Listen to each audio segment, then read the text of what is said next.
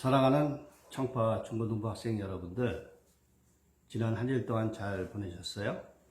산가들에는 아름다운 꽃들이 가득하고 나무들의 푸르름은 더 짙어만 가는 것 같아요. 오늘은 어린이 주일이에요. 우리 다 함께 같이 모여서 축하를 해야 하는데 코로나19로 인해 함께 하지 못해서 참 아쉽네요. 우리 모두 이 코로나가 빨리 지나가도록 기도해요.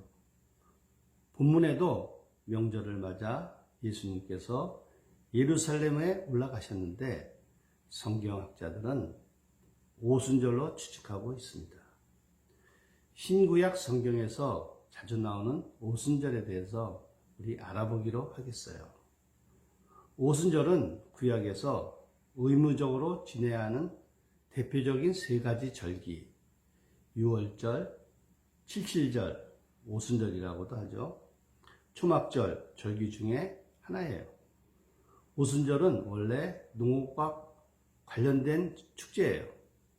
이스라엘 백성들이 그의 새로 거둬들인 곡식을 제단에 바치고 축복의 원천이신 하나님께 감사드리며 희생 제사를 드리는 것에서 유래가 되었어요. 오순절은 그리스어로는 50이라는 서술로 표현을 하고 있어요. 수확할 곡식의 첫 낫을 댄 날로부터 50일이 지난 다음 곡식의 시작과 끝을 추수하는 시작과 끝을 기념하는 것으로 이날의 축제는 종이든 떠돌아다니는 사람이든 누구도 관계없이 모든 이스라엘 백성들이 즐기는 기쁨과 감사의 축제였습니다. 후에 유대교에서는 하나님께서 율법을 주신 것을 기념하는 날로 바뀌었어요. 그리고 신약에 와서 사도행전에 예수님 부활 승천 후 마가 다락방에 모인 제자들과 예수님을 사모하는 자들에게 성령이 임했어요. 사도행전 2장 1절에서 4절까지 오순절 날이 이름에 그들이 다 같이 한 곳에 모였더니 호련히 하늘로부터 급하고 강한 바람 같은 소리가 있어 그들이 앉은 온 집에 가득하며 마치 불의 혀처럼 갈라지는 것들이 그들에게 보여 각 사람 위에 임하였더니 그들이 다 성령의 충만함을 받고 성령이 말하심을 따라 다른 언어로 말하기를 시작하니라. 이같이 신약에서 오순절은 초대교회 마가의 다락방에 임하셨던 성령 강림과 특별한 관계를 맺으며 그리스도교적인 특별한 의미를 지니게 되었고 본격적으로 복음을 선포하기 시작한 날이 되었습니다. 성령 강림은 기독교 공동체 탄생을 세상에 알리는 것이 되었습니다. 오늘 예수님은 예루살렘에서 일부러 사람들이 잘 가지 않는 베데스다라는 연못으로 발길을 옮기셨어요. 베데스다는 긍휼의 집, 자비의 집이라는 뜻을 가지고 있습니다. 그리고 그 주변에는 그 당시 건축 양식에 의거해서 콜로나데라는 전각이 연못 주위에 5개가 있었다고 2절에 기록하고 있습니다. 우리나라로 따지면 전각이나 행각, 원두막 같은 것이라고 할 수가 있겠죠. 이 연못은 성전에서 그다지 멀지 않은 곳에 위치해 있었어요. 근처에는 제사를 드리기 위해서 쓸 양을 몰고 들어가는 양문이라는 것이 있었습니다. 성지 순례차 예루살렘에 가면 세인트 에민이라는 성당을 찾을 수가 있습니다. 성당에 들어가면 움푹 파인 웅덩이를 볼 수가 있는데 그것이 예수님 당시의 베데스다 연못이라고 합니다. 나중에 성지 순례를 가게 되면 이 성당을 한번 꼭 들려보세요. 당시 베데스다 연못을 두고 이상한 소문이 돌고 있었어요. 그 연못에는 한 번씩 밑바닥에서부터 물이 끓어오르는 현상이 있었는데 과학적 상식이 없었던 그때 사람들은 그 사람들 눈에 보기에 하늘에서 천사가 내려와 물을 휘젓고 가는 것처럼 보였고 누구든지 먼저 연못에 뛰어들면 그 어떤 병도 깨끗하게 된다는 소문이 돌고 있었어요. 병이 낫는다는 소문 때문에 많은 병자들이 가족들의 부축을 받아 그곳에 몰려들었고 먼저 들어가기 위해서 살벌한 싸움이 벌어지는 베데스다는 인생 비극의 막장임을 보여주는 장소임에 틀림이 없었어요. 첫째, 하나님의 아들로 찾아오신 예수님. 베데스다 연못은 건강한 사람들은 잘 가지 않는 곳이에요. 그곳에는 맹인이나 다리 저는 사람, 혈기 마른 사람 등 많은 병자가 누워있는 곳이에요. 그러나 예수님은 일부러 시간을 내서 혼자서 그곳으로 가셨어요. 여기저기서 자리를 깔고 신음하며 누운 병자들의 틈을 비집고 들어가 한쪽 모퉁이에 홀로 누워 하염없이 하늘만 쳐다보는 한 남자 곁으로 가셨어요. 예수님은 그 병자가 병을 얻은 지 38년이나 된 것을 알고 계셨어요. 20대 초반에 발병하였다 해도 벌써 60을 바라보는 비참한 사람이었어요. 예수님은 수가성 여인을 찾아가셨던 것처럼 이 남자도 일부러 찾아가셨던 것입니다.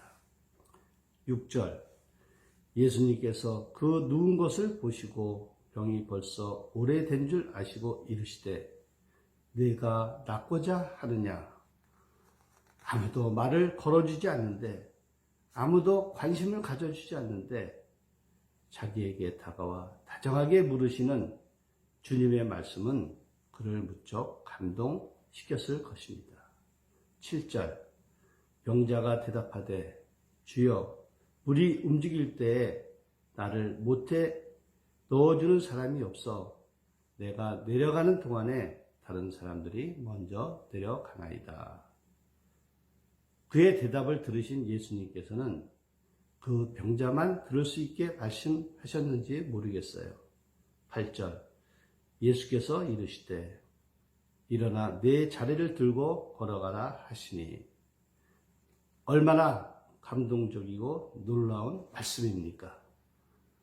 38년 동안 누워 관절이 이미 돌처럼 굳어버렸고 다리에는 아무 힘도 남아있지 않은데 그런 사람이 어떻게 일어나 걸어갈 수가 있겠습니까? 그러나 주님께서 말씀하시자 성령의 능력이 그를 일으킨 것입니다. 환자는 벌떡 일어나 누워있던 자리를 둘둘 말아 예수님에게 고맙다는 인사도 제대로 하지 못한 채 너무 기쁘고 흥분해서 환호성을 지르며 이리저리 뛰니까 사람들이 몰려왔습니다. 그 사이에 예수님은 그 자리를 피하셨습니다. 예수님이 행하신 많은 표적과 기사 중에서 요한이 이 사건을 특별히 기록한 이유가 어디에 있을까요? 첫째는 하나님의 아들로서 하나님의 일을 하고 계시다는 것을 선포하기 위함입니다. 둘째는 유대인들이 예수님을 그토록 죽이려고 한 동기가 어디에 있는지 보여주는 중요한 사건이라는 것이죠. 둘째, 생명을 걸고 오신 예수님. 우리 중에 예수님이 우리를 직접 찾아오신 것을 믿지 못하는 사람이 있다면 베데스다에서 38년 된 병자를 찾아오셨던 예수님을 만나는 은혜가 있기를 바랍니다. 우리의 육신은 38년 된 병자가 아닐지는 모르지만 우리의 영혼은 38년 된 병자처럼 혼자서는 예수 믿을 힘이 전혀 없는 사람일지도 모릅니다. 이런 우리에게 주님은 일어나 자리를 들고 걸어라 이렇게 말씀하고 계십니다. 하나님의 아들이 일어나라고 명령하시면 반드시 일어나게 됩니다. 빛이 있으라 말씀하시니 빛이 비쳤습니다. 하늘에 찬란한 해가 그 모습을 드러내었습니다. 바다야 잔잔하라 명령하시니까 즉시 바다가 잔잔해졌습니다. 하나님의 아들이 명령하시면 만물이 순종합니다. 죽은 나사로가 무덤에서 살아나왔고 문둥병자가 깨끗함을 얻었습니다. 그러므로 우리는 불신앙의 안전뱅이였던 자리에서 주여 믿습니다 소리치며 일어나는 믿음의 사람이 우리는 되어야 합니다. 그리고 24절 약속된 영생의 축복을 누리게 됩니다. 5장 24절 내가 진실로 진실로 너에게 이르노니 내 말을 듣고 또 나 보내신 이를 믿는 자는 영생을 얻었고 심판에 이르지 아니하나니 사망에서 생명으로 옮겼느니라. 우리가 본문을 보며 우리는 이런 의미를 가질 수가 있습니다. 수많은 환자 중에서 예수님은 왜 38년 된 남자 한 사람만 고쳐주시고 몸을 감추셨을까?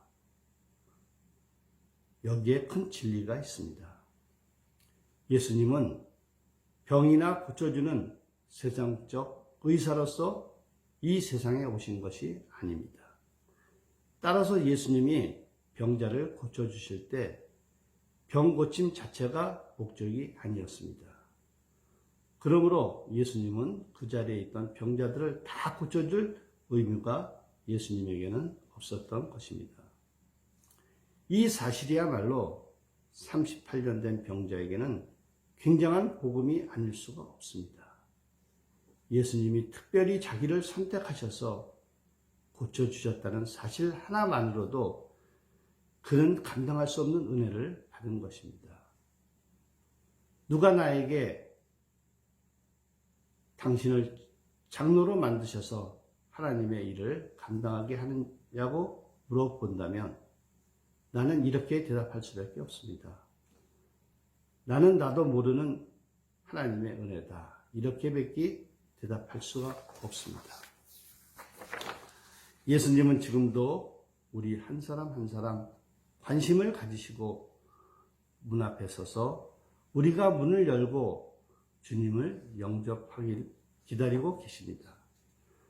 요한계시록 3장 20절 볼지어다 내가 문 밖에 서서 두드리노니 누구든지 내 음성을 듣고 문을 열면 내가 그에게로 들어가 그와 더불어 먹고 그는 나와 더불어 먹으리라. 주님께서는 언제든지 우리가 문을 열고 주님을 맞이하기를 원하시는데 우리는 문을 굳게 닫아 걸고 혼자 고민하고 괴로워하고 있다는 것입니다. 이것은 이 자리에 있는 우리 모두에게 해당되는 말입니다. 예수님이 38년 된 병자를 고쳐주실 때 생명을 걸고 하신 일입니다. 그날은 안식일이었습니다. 당시 유대나라는 안식일에 일을 할 수 없었습니다. 심지어 병자를 고치는 일도 금하고 있었습니다. 만일 환자를 고친다면 안식일을 범하는 일이 되기 때문에 어떤 수모와 핍박을 당할지도 모르는 일이었습니다. 그러기에 예수님은 생명을 걸고 이 일을 하신 것입니다. 예수님이 우리를 찾아오신 것은 생명을 내놓고 하신 일인 것입니다. 우리가 하나님 나라에 들어가는 축복을 누릴 수만 있다면 예수님은 어떤 희생을 치러도 만족하시는 분이십니다. 지금 예수님이 우리를 만나러 여기에 오셨는데 우리에게 일어나 걸으라고 말씀하시는데 우리는 마음을 닫고 앉아만 있을 것입니까? 마음을 열고 주님을 믿으십시오. 그러면 자리를 들고 박차고 일어나는 놀라운 기적을 우리는 체험하게 될 것입니다. 기도드리겠습니다. 사랑의 하나님, 주님의 은혜를 감사드립니다. 지금 이 순간에도 주님은 문 밖에 서서 문을 두드리며 문을 열라고 말씀하시는데 문을 닫고 30발 되는 병자처럼 고민하고 괴로워하며 자리에 우리는 누워 있습니다.